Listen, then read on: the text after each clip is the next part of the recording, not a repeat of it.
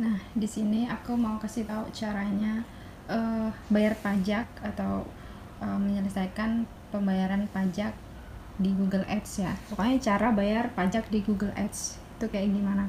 Nah, untuk ini sendiri sih aku udah tanyain di forum Google Ads ya. Karena beberapa hari kemarin itu aku bikin iklan yang dulunya sih aku pernah buat iklan gitu, tapi dengan pembayaran hmm, menggunakan kartu kredit, tapi kartu kreditnya itu FCN ya. Nah, terus beberapa hari kemarin aku coba untuk uh, bikin baru lagi dengan menggunakan mata uang Indonesia dan pembayaran secara transfer manual gitu.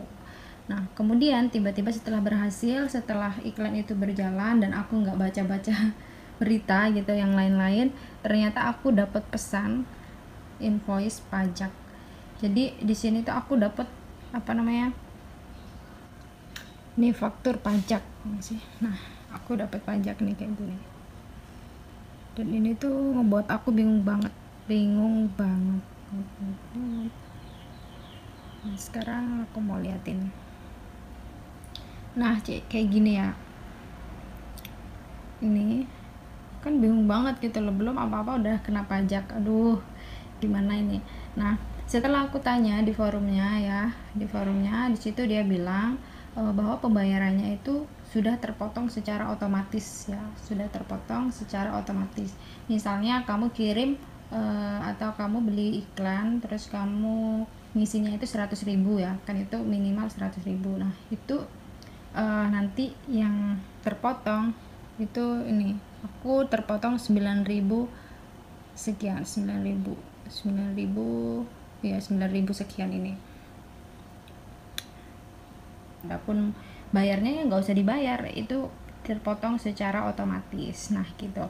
Terus juga kan di sini ada dua model ya, ada dua model faktur pajak. Nah, yang pertama itu nggak ada ininya ini ya, terus yang kedua itu ada ininya gitu, apa sih ini, kode R ya.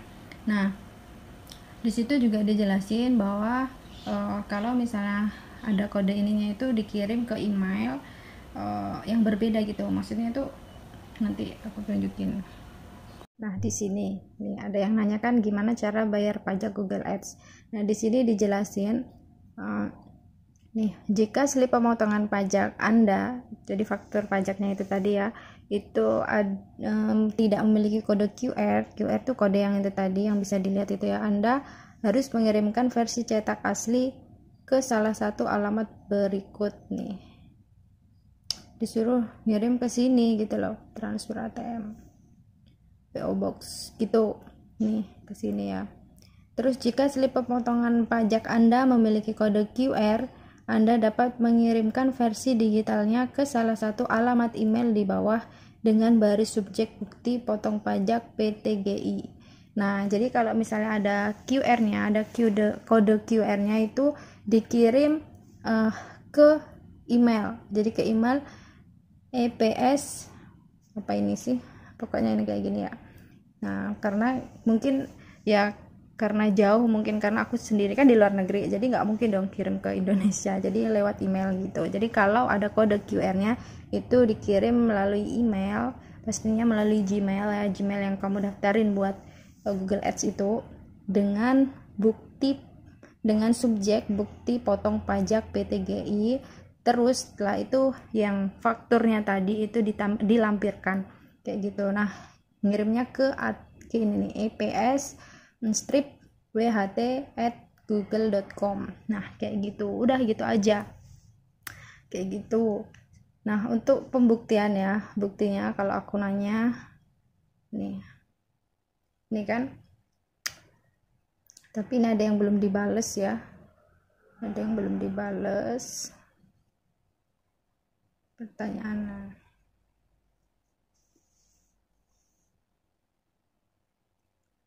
Nah, ini kan aku nanya gini, tentang pajak dan pembayaran, apa akan berpengaruh jika saya pembayaran menggunakan metode manual transfer bank?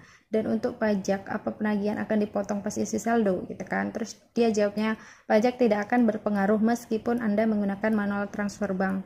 pajak akan dikenakan di awal saldo sehingga sisa dari pajak yang dapat Anda gunakan untuk beriklan. Misalnya, saldo Anda ditambahkan ke akun sebesar 1 juta, misalnya ngisinya 1 juta ya. Nah, Anda akan dikenakan pajak di awal 100.000 sehingga yang dapat Anda iklankan adalah 900.000. Jadi dipotong secara otomatis gitu loh. Terus di sini aku masih nanya lagi, ada apa gitu dan apa masih wajib lapor dan apa gunanya faktur yang dikirimkan? Apa itu hanya pemberitahuan bahwa kena pajak dan sudah terbayar otomatis atau masih harus dibayar lagi? Karena saya khawatir gitu kan. Terus di sini sebaiknya dilaporkan faktur pajak sebagai bukti bahwa pajak telah dikenakan dan Anda tidak perlu membayarkan pajak kembali. Nah, jadi ya itu tadi, jadi wajib lapor gitu loh. Sebaiknya dilaporkan.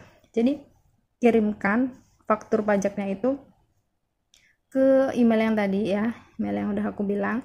Jadi dengan syarat faktur pajak kamu itu ada